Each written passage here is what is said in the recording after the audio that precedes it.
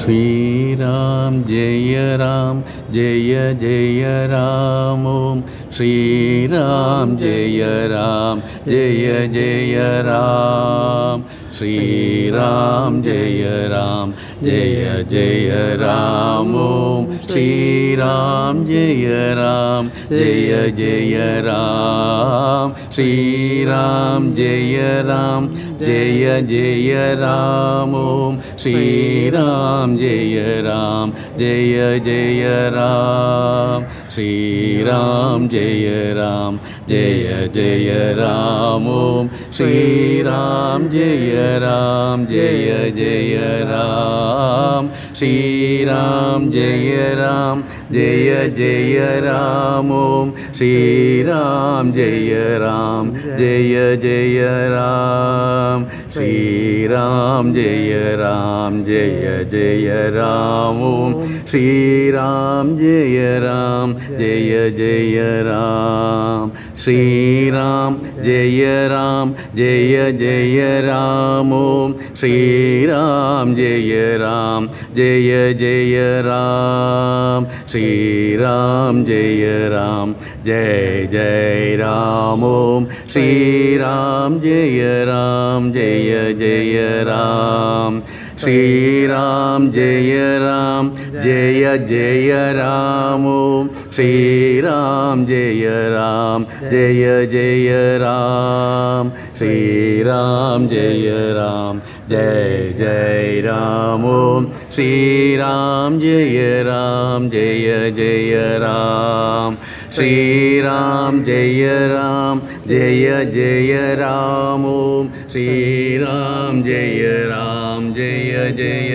രാം ശ്രീരാം ജയ ജയ രാം ഓം ശ്രീരാം ജയ ജയ രാം ശ്രീരാം ജയ ജയ രാം ഓം ശ്രീരാം ജയ ജയ രാം ശ്രീരാം ജയ ജയ രാം ഓം ശ്രീരാം ജയ ജയ രാം ശ്രീരാം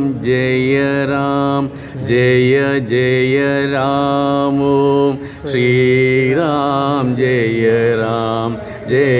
ജയ രാം ശ്രീരാം ജയ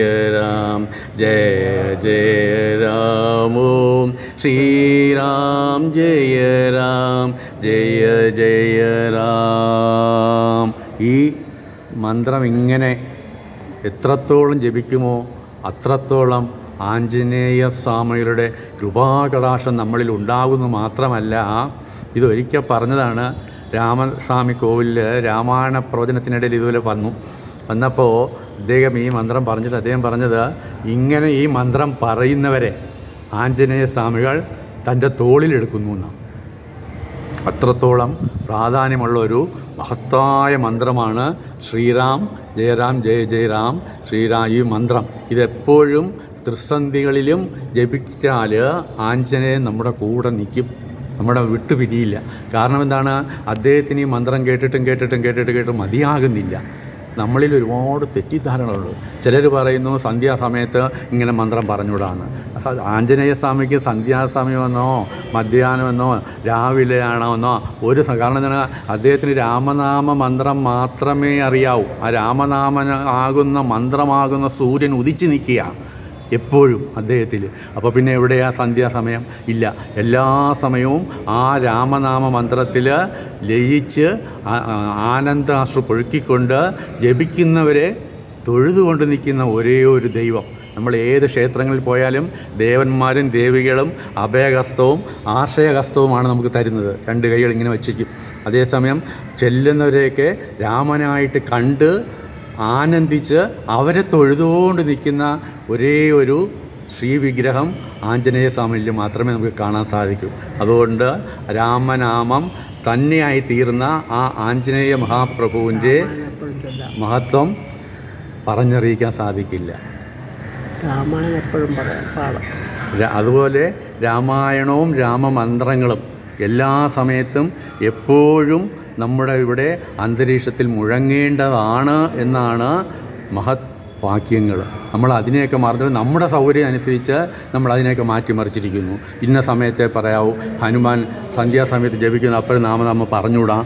അയ്യോ, അദ്ദേഹത്തിന് രാമനാമം എപ്പോഴും പറയുന്ന കേൾക്കുന്നതിന് വേണ്ടി തപസ് ചെയ്തിരിക്കുന്ന ആ മഹാപ്രഭുവിനെയാണ് നമ്മൾ പറയുന്നതാണ് അദ്ദേഹത്തിന് വേണ്ടി നമ്മൾ സന്ധ്യയ്ക്ക് ജപിച്ചുകൂടാന്ന്.